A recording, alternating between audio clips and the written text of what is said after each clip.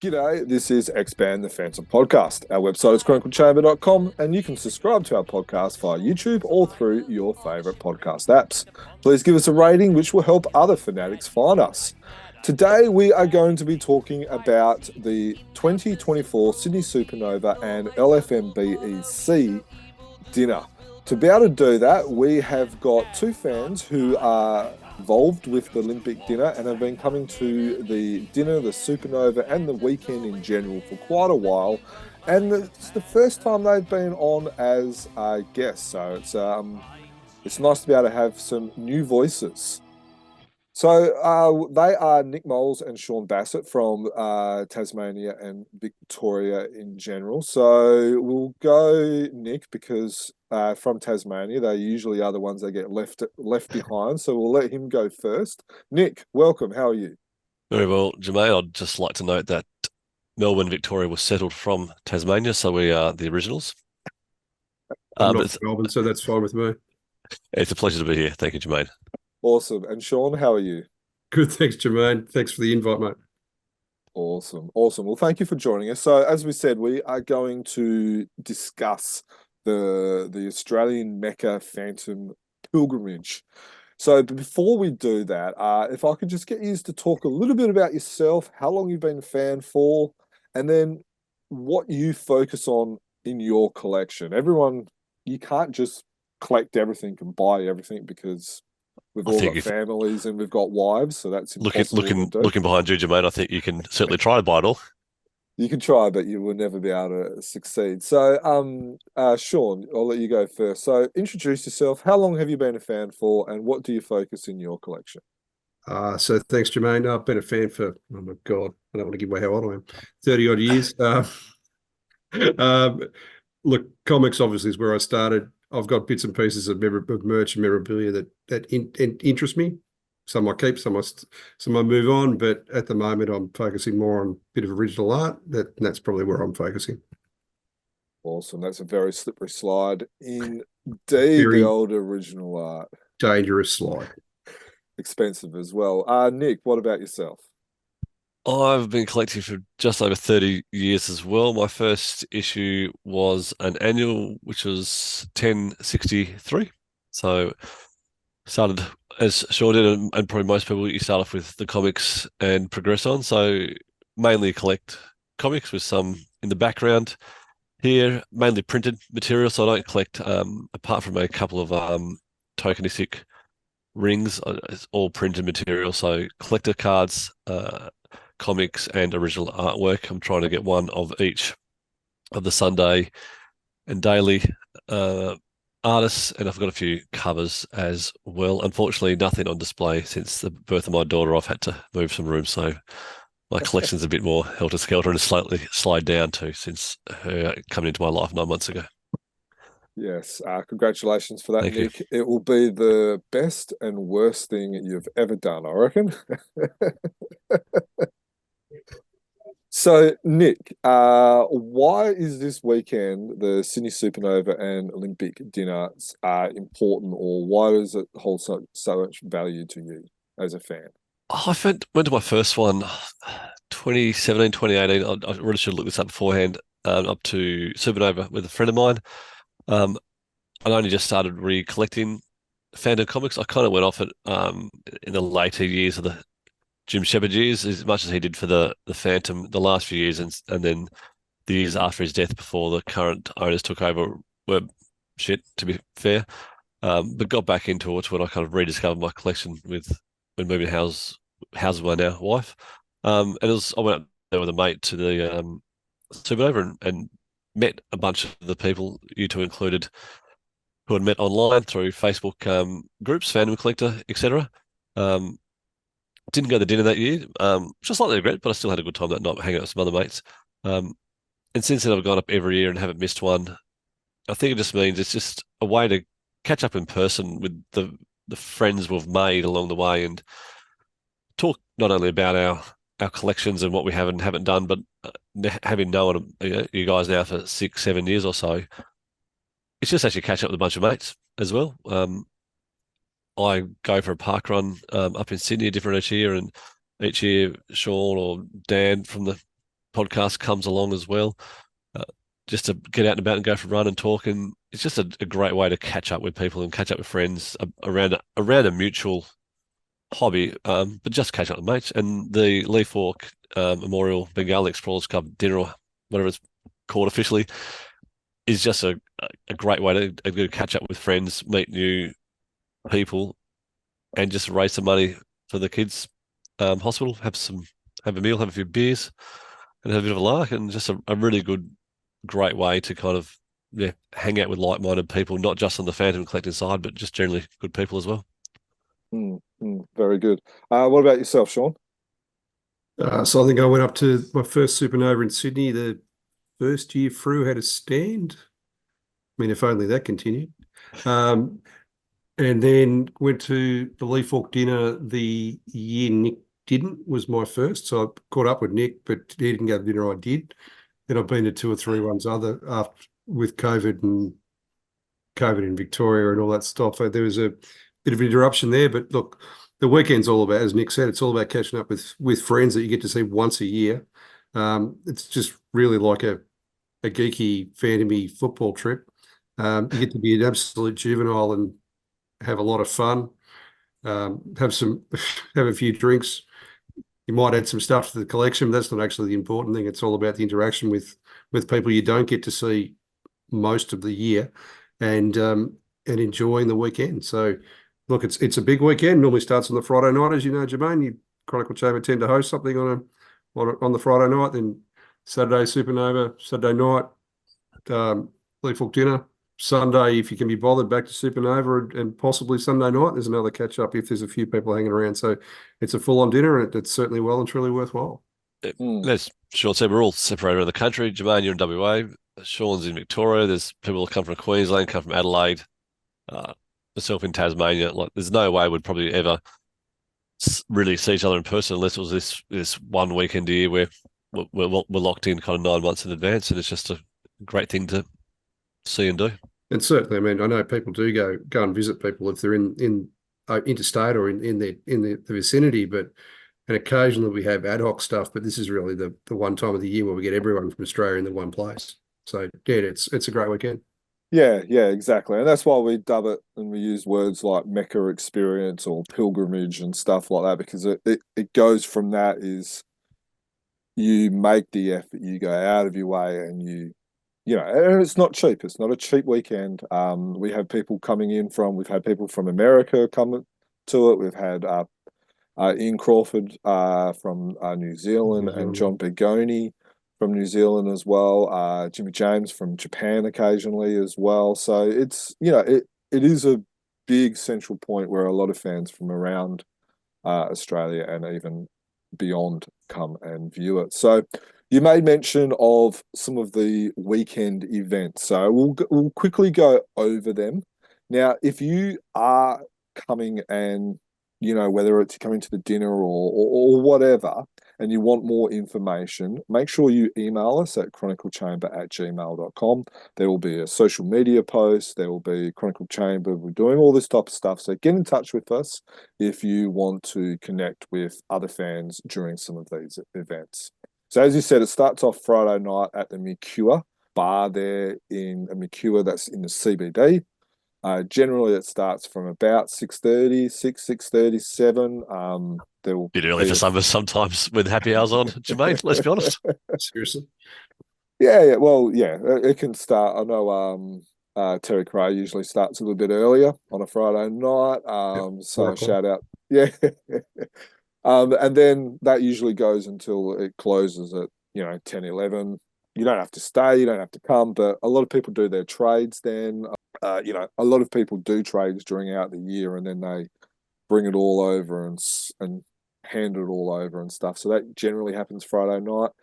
Saturday in the morning, usually between 8 and 9, meet up and then go to Supanova together. Obviously, not everyone. Some people tend to go for a bit of a park run in the morning. If you are one of those people that like running, I don't know why, but if you are one of those people and you are interested in going for a bit of a run with some others, again, you can contact Nick, or if you don't know who Nick is or don't know how to contact him, contact us and we can put you in touch with him. because I will not be going for a run on Saturday morning. And then this year there is going to be a Phantom panel. We believe that is at 12 p.m. So we will be all meeting there, doing the panel, and then after the panel, we will be going out for lunch. So if you are interested if you're going to Supanova and you want to catch up with us for lunch, which again is just a good time to chill out, have a look at what people have found, and have another meal.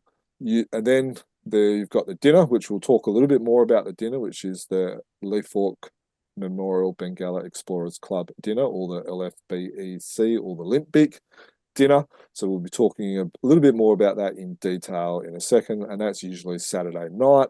And then again, Sunday, we'll meet either downstairs again to go catch the train and public transport to the Supanova, or we might meet you there, or whatever. And again, if you want to catch up with someone, there's lots of Facebook groups. Phantom Collector is a good one if you are wanting some more information about that, or contact us. Have I missed anything?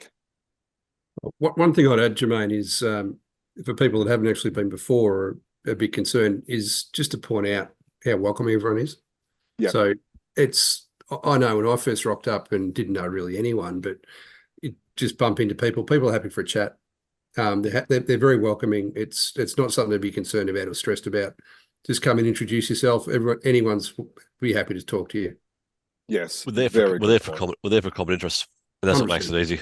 Very good point. I remember when I first went, it was back in, I think it was 2012 or something like that, and I knew a couple of people, and it was very nervous, and went to the dinner, and it was like, oh, there's all these old people there. Now I'm the old people.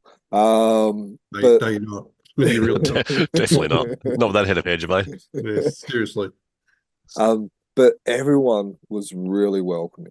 So, people like John, Paul, Brad, Chris, Gary, all the creators and everyone. There was no like segregation or anything like that. You are very welcome to join us during some of these events and stuff like that.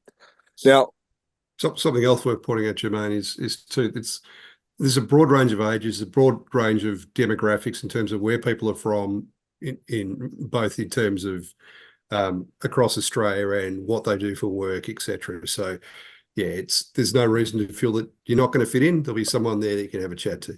Exactly. No, very good points. Anything you want to add, Nick?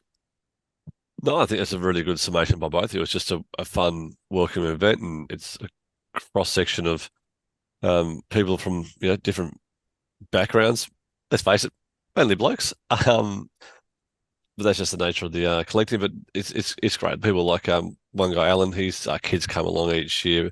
Like our friend Peter, his fiance Brenda's gotten right into the collecting. Sometimes people bring their wives, and they all catch up, and they're into the Phantom as well. So it's great. We've got retired magistrates, tradespeople. It's a great cross section of people. It's just fun.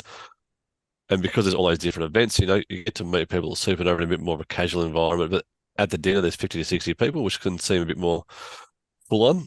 But again, it's just you wander around, you talk to people, and you just have a great night and enjoy it, and time flies by. And just to be very clear for people watching on YouTube, having hair doesn't stop you from going. It's not a prerequisite that you look like Nick or I. So, and as you can tell, we all give each other a bit of stick. We all have a bit of a laugh. There's some footy chat. There's some other stuff, but it's all primarily about the Phantom. We all love the Phantom. We're talking football now, Jermayn, that West Coast is going a bit better this year, are we? Yeah, that's interesting. All of a sudden, arced up. Interesting. Didn't want to talk too much about it a couple of weeks ago, but that's all right. Even last year, terrible. Wouldn't say a thing. Oh, was there football on last year? No, was there, Jermayn? I got it. Was Jermayn? We all give and take a little bit. So what we're going to do, we're going to quickly change tack a little bit, and we're going to talk about the dinner. Now, this dinner interests a lot of people. Now, if you want to know about the origins of the dinner, I would recommend listening to our podcast, episode 258, which is where we actually had an interview with Antonio Diodio, who was one of the founders of the dinner, and a real funny guy. He wasn't allowed to come onto this podcast tonight, so if you want to learn about him, go listen to that one. The link will be in our show notes. So I guess, guys, just tell us a little bit about why this dinner, you enjoy the dinner so much, and then we'll talk about your new roles and the actual event in itself. Just before we go there, Nick, I think we should really say that we're the delegates here, but we're certainly not the most important people. Antonio and Brad and Joyful Peach are the ones that drive this thing forward. We just sort of work around in the background a little bit. So they were busy, so we got the nod, but no, certainly not taking anything away from them or pretending that we're at all important compared to those guys. Use it a backup plan. Exactly. 100%. It's not a great plan, to be honest with you, Joe. That's not a great plan, but we're the fallback. I think the dinner, hopefully people pick up the banter here. It's a fun night. It's even my first one, not knowing many people. It's just fun. Everyone's there to just have a meal. For those who drink, have a few drinks. For those who possibly have a few more drinks after that as well. But it's all lighthearted entertainment. There's the guest speaker, sometimes two guest speakers. There's artists and creators there that you can actually just talk to as general people. There's the auction, which is silent and live. I think it's a easy, fun night. It might not run 100% smoothly each year because that's the kind of, everything gets done. It might be a little bit late, a little bit left to center sometimes. But there's always something happening, and it's fun. I think that's the main thing. It's just relaxed, easy fun. You're going there and you're going to have a good time. It's $155 to go, but you're getting last year very good food from Juice Cafe. You get your drinks included. And the money's going to charity. It's just a great night. It's just fun. It's important to point out too that we make sure people like Jermayn that don't drink are there, so that the tab gets spread more evenly across those. It is appreciated too. It is, Jermayn. It really is. You hold up your end well, Jermayn. There, well done. Yeah. Yes. I really think the people that don't drink should have a lower price, but that's beside the point. It's for the kids, Jermayn. It's for the kids. It's for the kids. It's for the kids. So, yeah, and as people are hopefully you are picking up that it is a lot of fun. That's the word that everyone says. It is fun. And, of course, fun is with a PH. It's not. It's just not. Look, I'll tell you what, if my kids wrote down fun with a PH in a spelling bee, they're not going to pass. Sorry. It's just not. And this, again, highlights where even though we're all collectors, we're all different. But we all don't care. Like, people love doing the PH instead of an F. Some people love taking their rings and wearing their t-shirts. Some don't. But who cares? Nick, we're going to do the fist thing because we're not. No. We're 100% not doing that, Sean. All right. So you made mention that you guys are involved, maybe a small part or whatever. So I guess if you very loosely involved, just let us know. Like, obviously, Richard, who was the main organizer, sadly passed around this time last year. Yeah, it was very close to dinner. Yeah, very sad, very unexpected. And Bradley and Joyful, amazing people, stepped up. And I guess just tell us a little bit about what's happened since then with the start of the committee and things like that. I think probably start even when Richard passed away. It did leave that hole that Brad and Joyful stepped in to undertake, and a few people stepped up to help on the night. So they had I think it was Chris and Terry maybe helped get there early to set up the cafe. Duncan helped wrangle auction bids and manage the auction bids, block people putting on more bids. And Sean and I stepped up to say, look, we'll sell the raffle tickets. There's always been a raffle that the tickets just sat there and you could pay $10 to go. Well, the tickets are $10 and they will be this year to go into a raffle, but they're never really promoted. So we said to Brad, well, we're there. Let's make sure, so we raise as much money as we can for the Children's Hospital. Let's sell the raffle out for the first time in history. It's fair to say that there was a response of the raffles never ever sold out. How could that possibly happen? Which we did take as a challenge. Oh. How many tickets did you actually buy We- yourselves to ensure that it No, was I sold think out? my normal 2 or 3. Yeah, just normal amount. But yeah, we sold basically 100 tickets before the end of Entree, Yeah, which was all of the tickets. Joyful's face when I threw the bag of money at her was quite entertaining. it was because Richard. I threw it gently. Yeah, it's all just coins, just pegging shit at people. Um, as much as Richard did do an amazing amount of work, he loved doing it himself. So a few things like the raffle kind of got put to the side. So I think part of our way was like, let's, and they raised a bucket load of cash last year because I think people really stepped up due to his passing, which was amazing. And we, people are trying to keep that legacy that he started going. So we wanted to step up and do it. We arrest people. We became the ball boys. I can actually say that I have listened to the podcast that Jermayn did with Antonio, and it was a very good podcast. And in that podcast, he mentioned that Richard had done all of the work. And to be fair, Antonio said this several times at the dinner. Richard basically did all the work, and Antonio swaned into the auction and did an amazing job. Let's be honest. But he was looking to set up. He realised it was too much work for one person to do, and then he was looking to set up a committee-style arrangement where you'd have all the duties shared amongst a group of people. So to that end, Bradley basically contacted us, and Bradley, as I said, is the main driving force behind most of this. And he contacted us and asked us to be involved back from what we did last year, which we've been happy to do. Yeah, it's just to take that that one bit of pressure away from the committee. This year is so we're providing advice and support to Bradley, Joyful, Antonio, and Duncan, who are on the Duncan Munro, who are on the committee as well. We're doing our bit, so we'll print the tickets up, get there the night, sell them, and we've helped arrange the prizes this year. So in previous years, Dietmar has donated some of his one of his 99.94 Phantom prints that were released initially 20-ish years ago. He's still got some stock. Unfortunately, he's not able to do that this year due to illness, we've been led to believe. So we've mixed it up. We're going to have 4 prizes this year. We're going to have a major prize, which Sean will tell you about in a second, which has been very generously donated by a couple of people and a framer as well. And then we're going to have 3 more basic prizes, just like a bit more the kind of traditional auction prizes of some comics and figurines.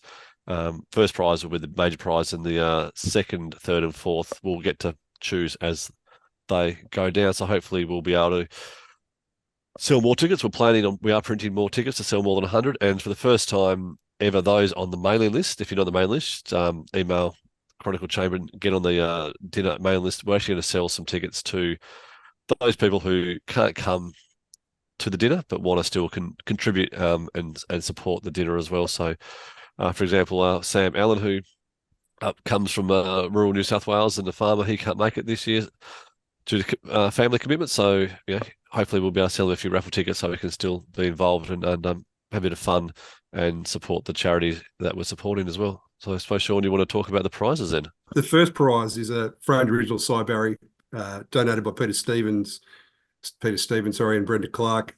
Framing for the piece was also donated by Hall of Frame. That's a great name as well. Let's put it out, Hall of Frame. Then second to fourth prizes, we've got a Funko Pop Vital, which was donated by Terry Crow, one of the purples. I've donated a Julie Walk Hero Hack in red, and Nick's donated some Moonstone Phantoms and Captain Action comics. So as Nick suggested before, what will happen is the first prize will get the first prize, and the second prize winner will get to pick which of the other 3 they want, and it'll continue down. Now, you made mention that people, if they want to, and they can't make the dinner, but they want to buy tickets, they can do it outside the dinner. So if you want to be on the subscription list for the mailing list, you can go to the website, lfmbec.org, and you can put your name down there on the mailing list, and then you will be added. So then when Brad sends out an email to let people know that they can buy tickets, you will be notified of that. We will say as well, due to shipping, we will only be posting within Australia. We can't ship this stuff overseas, unfortunately. Yeah. And we're still going to work out how we're going to ship a framed piece, but that's all right. And it is black and white. It's black and white, not in colour. Well, It is not I'm going to be winning it, so that will be my problem. So you don't have to worry about Give that you one. $2,000, Jermayn. You can buy all the tickets right now if you want. So we talked about the auction pieces. You talked about there's going to be some other Siberia originals. For those who have just listened to episode 282, you would have heard Jamie talk about 4 jam pieces of the inks that's going to be auctioned as well. Are you able to give us a couple of clues to whet the appetite and what else there might be? Don't have to tell everything, but Well, We don't know. We don't really know much ourselves. We've seen a few previews. So we can that's about it, certainly really. talk about the other 2 Siberi pieces. What differentiates them from the one that we're raffling is the 2 that are going to auction are actually signed. So Yeah. that would make them a little bit more interesting, I'm sure, to some people. Not, of course, talking down the first prize of the No, you raffle, definitely want the with which is raffle, that's for sure. amazing and is for the kids. I know that there's certainly a couple of there's a Monkeys of Melbourne mug that's been donated by Daniel that's coming up. Most people who kick around Phantom Collector would know about Phantom Foundry and Mark Roper. He's donating a set of 3 coins that are in different patinas. they So are very good, those coins. they are very, very I've nice. brought one. I can see one in my little glass cabinet, which I'm sitting Yep. on at the moment, and they've come up for treat. So this is the coin here that we're talking about. Very nice weight to it. The detail is very good. So, yeah, I was very impressed with these. But certainly I know there's another update going into the mailing list in the next few days, which is going to have some of those details on it. I'm aware of a few other pieces of art, etc., that have been donated, but I think Bradley said we had some massive amount of pieces last year. There's 70 I or think 80 pieces. it was over 80 last year. Yeah. It won't be quite that many this year, but there's certainly going to be a big variety. There always is. There's a big variety of stuff donated, everything from the $5, $10, $15, $20 items up until the hundreds and hundreds. So there's something for everyone. And Someone paid $1,400 for a framed Wilson McCoy, Daily last year. Was that overpriced? with no Probably Phantom. was, to be honest. No Phantom. Yeah, and the way these things normally work is they start off with A silent auction. silent auction, thank you, and then the big pieces go to full auction. But whether that happens this year or not, we're not 100% sure because we're pretty sure what was going to go to auction already. Yeah, we've got there's about 60 items ish, so there's going to be roughly 1 per person available. Obviously, some people don't bid, people win multiple. I think we're actually at the point there might actually be too much stuff to go to auction. So some's going to be, we'll talk to people who are donating and hold it over for next year, because if you have 80, 90 pieces, only 60 people at the dinner, you're just not going to get the money through to that. We're trying to raise money for a charity here, so we don't want to overwhelm it. It's a lot more work to tally up and pay at the end of the night. So trying to rein some of the auction pieces in from last year and return some balance. They're saying that last year was a massive year because of Richard's passing, but this year we're honouring his memory and continuing the dinner and trying to raise as much money as possible, and also setting up the dinner for future years as well. This is the first year of the new committee, so a few teething issues will no doubt come up with new people involved, but we're also setting up some stuff that'll make it much easier for future years, so we can continue to enjoy this event for years to come, for when we're old men with no hair, Sean. Yeah, I mean, imagine that. No, we're just middle-aged men with no hair at the moment. So, and of course, the $155, there is food involved. Now, I'll be honest, the only time I'm usually at the table is to actually eat the food, because I'm up and about and, mingling, trying to, raising people's bids and, getting outbid myself and, going behind people like Renee and outbidding him straight away as soon as he walks away from it and stuff like that. There's a lot of fun. There's a lot of people to catch up with. So it is very good. Now, people may be interested in attending these dinners in the future. Now, all the tickets, I believe, are sold out for this year's. Is that correct? Yeah, pretty much. Yeah. So if you have on that, if you've actually booked a spot and you haven't paid for it, pay. Otherwise, you'll lose your spot. Or else you'll lose your spot. Yeah. Now, it may seem a little bit harsh to some, but the restaurant is only so big. You can only fit so many people in there. There's 6 of yous trying to manage and control 60 odd. drunk, rowdy Phantom fans, and a couple of sober ones like myself. Now, while it's not invite only, you can't just rock up to the event, correct? No.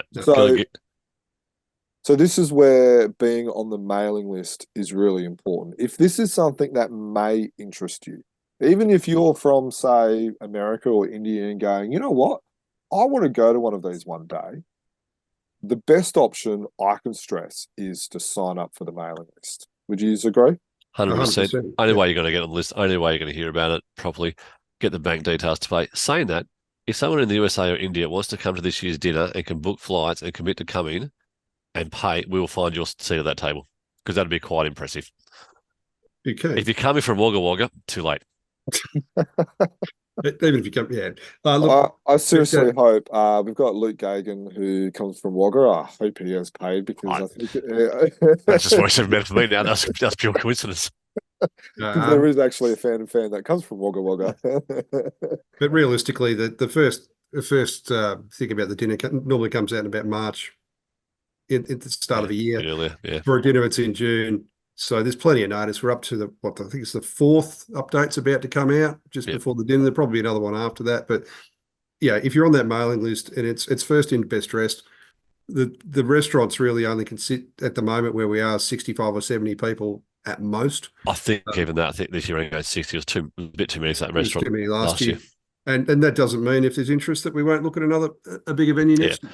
There's a bit of talk about that already, but unfortunately, that's how it is. Yeah, next year's Supanova and dinner will be very, very close to the Fru number 2000. So we're already talking about, is that a good reason to possibly find a bigger venue and to celebrate that quite incredible milestone as well?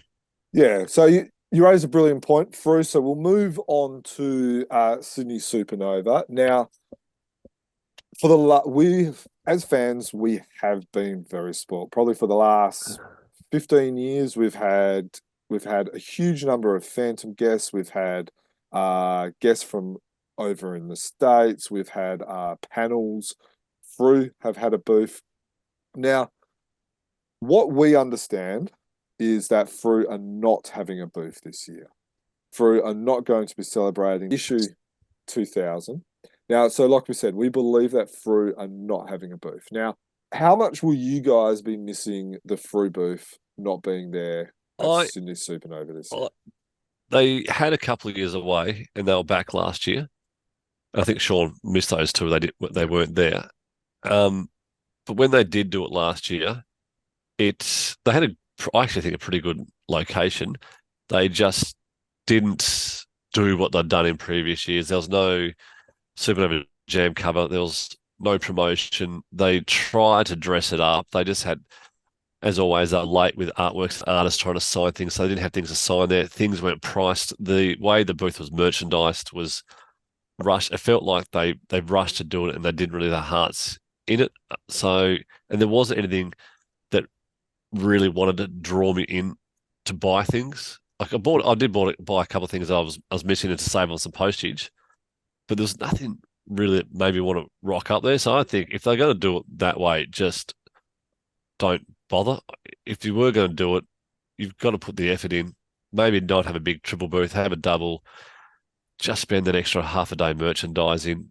Like actually have prices on things. It was lackluster last year. So I'm not going to overly miss them because last year was a bit shit compared to previous years where they've had a booth, to be honest. Yeah, I mean, prior to COVID, they were really pushing things. I mean, you'd have 6 or 7 artists there doing sketch covers, signing stuff all day long on a rotating basis. They had things that they'd produced specifically for Supanova, like as Nick said, jam covers. They had the tote bag came out for that. They'd always have folio pieces, etc. The trading cards, the bookmarks, all that sort of stuff. Yeah, you could go and get a bookmark for a couple of bucks. You didn't have to spend big dollars. They were easy. There'd be, okay, there was always people like us hanging around, but there were other people coming up and they were getting interest. Last year, as Nick said, was pretty ordinary. It's always been a bit of a focal point for the people up there for the dinner because it's somewhere to meet, it's somewhere to hang around, somewhere to come back and do that sort of thing. But look, it's disappointing they're not doing it. The year before last, they had a open day at the fruit offices instead on the Friday instead of going to Supanova. That I would have liked them to see done this year because they didn't advertise that very well, didn't market it, etc., etc. So that was the year they released. I think it was Phantom World cards. Yep.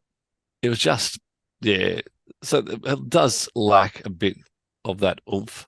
But saying that, if you go to the Supanova website, there's a great collection of Phantom creators who are going to be there again this year. So there's definitely still stuff for Phantom fans to go see. And there's you can always walk around and go to all the different comic booths and try to find overpriced Phantom comics to buy, like 700s for $25 and trading card sets for $85. So if you're uneducated, you can get ripped off. So it's disappointing they're not there. But if they're not going to put the effort in and do it with a bit of with a bit of gutsy, is what it is. And understanding it does cost money. They've got to staff it. They've got to pay the booth fees. But that's part of running the business. That's part of marketing. That's how they get new people. That's how they can promote their new items. That's how people like me will stock up on things and mission without saving on postage and stuff. It's just I think it's a lost opportunity. Yeah. And to be honest, it's the biggest pop culture show in Australia. Yeah. So there are Supernovas in all the capital cities, and there's Except for Comic Con as well. But Supernova Sydney is the biggest one in Australia. So if you're going to be serious, and we've got people from across Australia going there just for that. If you want to going to be anywhere and you want to get your brand in front of the masses, that'd be the place to do it. Yep. So it's an interesting marketing decision to decide that it's not worth it, but that's the decision they've taken, unfortunately. So you made mention of guests. So guests that have Phantom credentials or Phantom related experience include Jamie Johnson, Daniel Picciotto, Dean Rankin, Lauren Marshall, Matt Kime, and Alex Tripkeski. They will all be available for signatures on your comics, sketch covers. Make sure you get in early for other commissions and stuff like that. Jamie Johnson will be selling the fundraiser jam print, which is in episode 282, if you want to have a look at that. Jamie Johnson, of course, is doing 25 days of Phantom leading up to this event as well. So again, keep an eye on his social media. His Instagram is QuickDraw13. There will be a panel featuring Ash Nichols, Matt Kime, and maybe some others on Saturday, 22nd of July. We believe that will be 12 p.m., but that will be confirmed closer to the date. Most of those guests that we talked about, like I said, will be available for jam covers, signed comics, but some of them will actually have Phantom prints as well. Some will also have original art that you can possibly buy as well. So there's still lots of stuff for you to spend your money on. It just means you might not spend it all at the free booth, and you can maybe save a little bit for the dinner as well. Anything you guys want to add? No, I think that's a pretty good summary, Jermayn. Yeah, if you see us, see us at the Phantom fans at Supanova, or you come along, come to Mercure, meet us at the Phantom panel, come out for the lunch, and just have a chat to like-minded Phantom fans. And if you come in the dinner, we'll see you there, and come stocked up with cash for the raffle tickets. Prepared to have raffle tickets flogged to you. That's it. Now, a quick make mention: if you support us on Patreon, on the $5 or more level, you will be getting one of these for free. If you are coming to the Supanova weekend, let us know by email, which is chroniclechamber@gmail.com, and I can hand this to you in person. If you are not going to be attending, we will post one of these out to you after the event. Now, if you are not a Patreon, and I know some of you are not Patreons, and you are interested in one of these are just some iron-on patches. Obviously, you've got Sydney Supanova 2024, so you can say that I went there. And then, of course, you've got our own shameless plug, Chronicle Chamber, down underneath it. But if you are interested in purchasing one of these, we will have some available, and they'll be $5 each. And basically, that just covers the cost of printing them. Patreons, if you are a Patreon, you get one of these for free, because you support us. Sean, I know you're a Patreon, so I will be giving one of these. If you are a Patreon and you are gathering it, let us know. I wouldn't mind getting a photo with you as well. It's a great weekend. Look, guys, appreciate you joining us. Obviously, I know you want to do it because you get to give me a little bit of stick, a little bit of banter before the weekend. To be very clear, we give you stick all the time, regardless of what podcast Totally. Supanova or anything. We don't need an excuse, Jermayn. Just in person's nicer.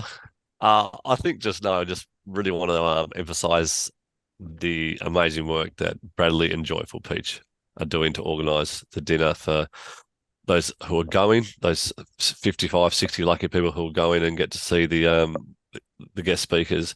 And help raise what is $5,000-$10,000, which is, compared to some donors who donate hundreds of thousands of hospitals, everything adds up. So, a bunch of us just, middle-aged guys mainly who like collecting comics. We're not necessarily, rich people, but we like to get up there, and this is a great way to support a great charity and catch up with friends at the same time, and maybe have a weekend away from our families. I can't give enough praise to what Bradley and Joyful have done behind the scenes to get this thing up and going. Like I'd suggest to anyone at the dinner, go up, shake their hand, and thank them for the work they've done, because everything you see on the night, apart from us running around being idiots, which we do by ourselves, it's all their stuff. Very well said, guys. Look, enjoy having yous on. If you listeners want to learn more about the LFMBE dinner, go to the website, which is lfmbec.org. We also have an article on our website which lists all Australian conventions. Again, none in Hobart or Tasmania. Sorry, Nick. Which includes the dates, which includes guests as they have been announced. So if you can't come to Sydney but you live in Perth, have a look on there. If you live in the Gold Coast, have a look in there. And when the Phantom-related guests have been announced, or if there's panels or anything like that, we will list it on that article. Just also to let you know that coming up, we have some sounds from some comic conventions that happened recently in Norway and Sweden. Some of those interviews and panels will be in English and some won't be in English. So they'll be released on our platform very, very soon. If you are from around the world and you're like, well, what about the New York Comic Con, which has this, and this? Let us know about it so we can let fans know about it. If you are attending one of those and there's Phantom-related guests or anything like that, let us know. Be one of our roving reporters. We would love to be able to give as much attention to the Phantom from around the world as possible. Thank you for listening or watching us. Our website is chroniclechamber.com and email is chroniclechamber@gmail.com. If you want to know more about this, email us, chroniclechamber@gmail.com. We'd love to hear your thoughts, feedback, and opinions on our social media platforms or over at our YouTube channel. You can subscribe to us via YouTube or through your favourite podcast apps, which include iTunes or Spotify. Thank you. Please get in contact with us. And as always, happy Phantoming. It's where you guys say that as well. Oh, sorry. Happy Phantoming. It's not happening.